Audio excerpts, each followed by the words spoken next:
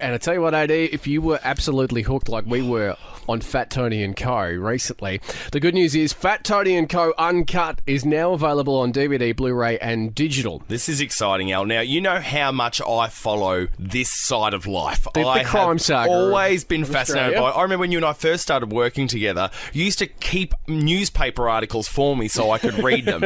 I'm that in love with this, and so obviously I was glued to the television every single week to watch this. We had some incredibly memorable characters, none other than Tony himself, the adventures of Tony Mockbell and his merry band of compadres.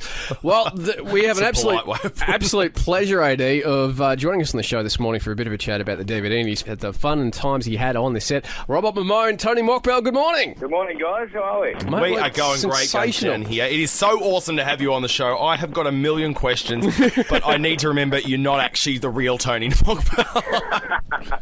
Yeah, look, I had trouble remembering myself sometimes. Don't worry about it. It's fine. Yeah, I would get caught up in the moment as well, especially when you were married to such a hottie on the show.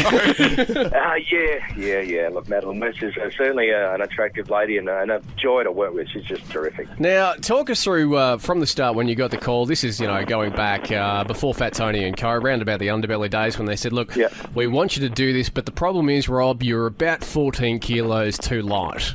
You're going to have to bulk up for us. Yeah, well, look, there's a funny story about that, actually, because the very first Underbelly, where I played Tony for the first time, I wore a fat suit.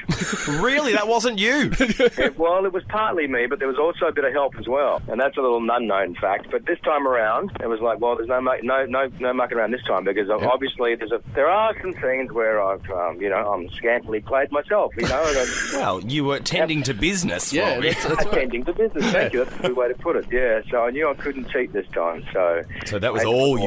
That was all man. Me, mate. It was all man. In fact, in the end, I ended up putting on 20 kilos. Wow. Whoops. That's commitment to the cause. You got a little carried away with the situation.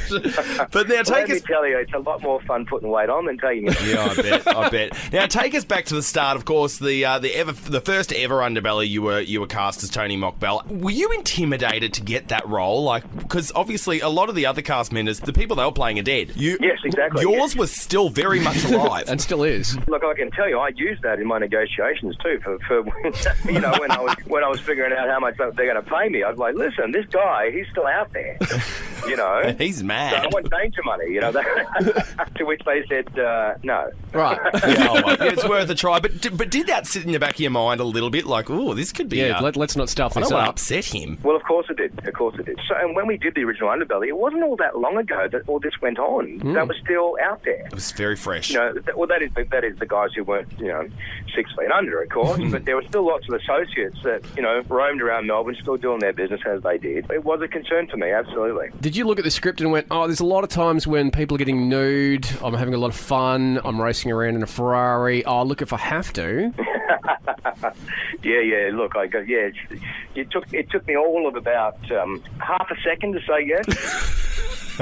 Yeah, I could imagine. I mean, come on, but look, I'm not silly, I know what the Underbelly series are all about, and despite it being called Fat Tony and Co., still an extension of that franchise that Screen Time put together. So, and part of that is that you're playing a criminal in a criminal world. These guys inhabit strip bars, massage parlours, they do drug deals, they shoot each other, they, all that stuff. None of it's made up. No, it's like a real-life Grand Theft Auto game.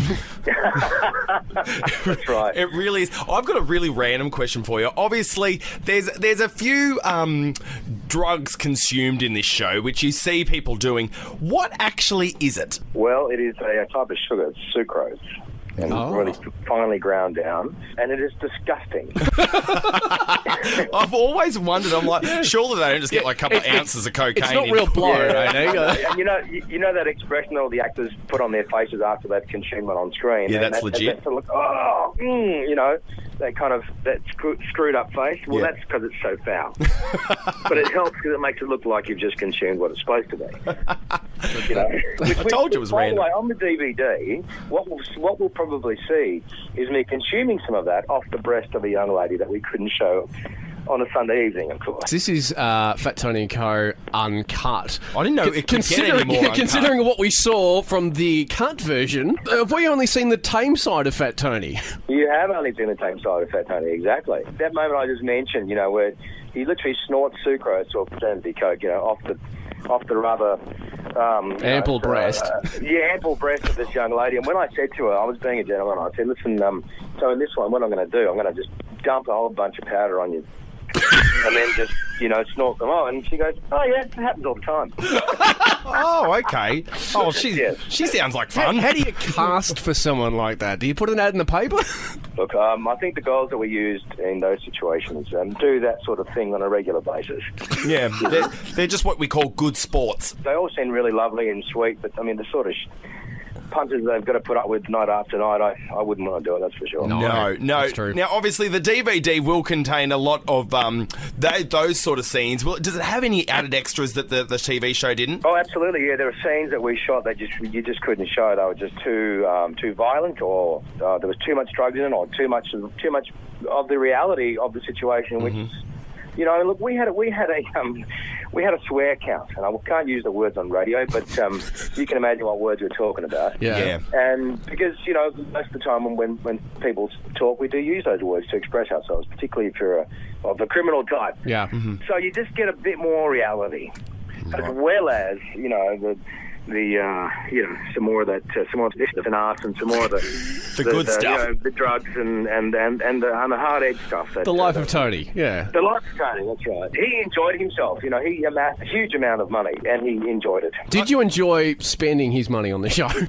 Look, I enjoyed pretending I had it. Yeah. Wouldn't it be nice? I mean, probably I'd like to get it a different way, but I'd like to have it nevertheless. Exactly, yeah. And now, of course, the big famous thing, the wig. Now, that is just heinous, isn't it? Surely, if you had that much money, that's the best he could come up Did with. the props department have to go far to find such an awful wig? No, I think the $2 shop was, the nearest $2 shop, I think, was where they went. Look, in fairness to that wig, which, by the way, had its own dressing room and, an entourage, it was placed on his head sideways. Why? And they took the photo. Well, because they just threw it on as an afterthought.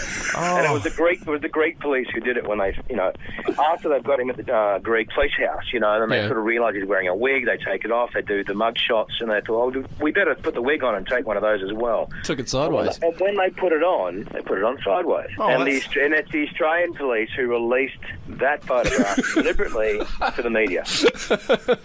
Well, Tony embarrassed them. He embarrassed the Australian police. For so long. Yeah, for so long. So they went, right, we'll get you back. And that was fair enough. Even coppers have personality. I was going to say, we've had you chasing us for years, but you know how we're going to get you back? We're going to put a wig on you. Put a wig on your sideways. Suck on that. That's really sticking it to him. Robert, one more thing before we let you go, mate. It's been an absolute pleasure having a chat to you on the show this morning. You worked with some absolutely amazing actors on the show, guys like Guyton Grantley, and also Kenny turns up in the show, which is great to see. In everything that you did and across the episodes that we'll see on the DVD, you've done heaps. You've gone to so many different locations.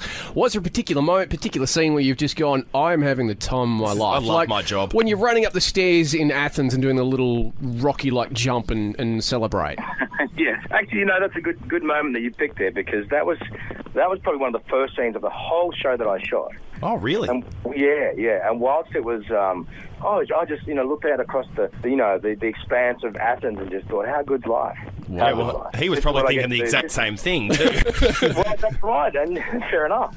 I used my own personal kind of feelings about being on the other side of the world in a city I'd never been to before, looking out across this amazing place, this ancient place, and I'm getting paid for it. It's a tough life. How good did that feel?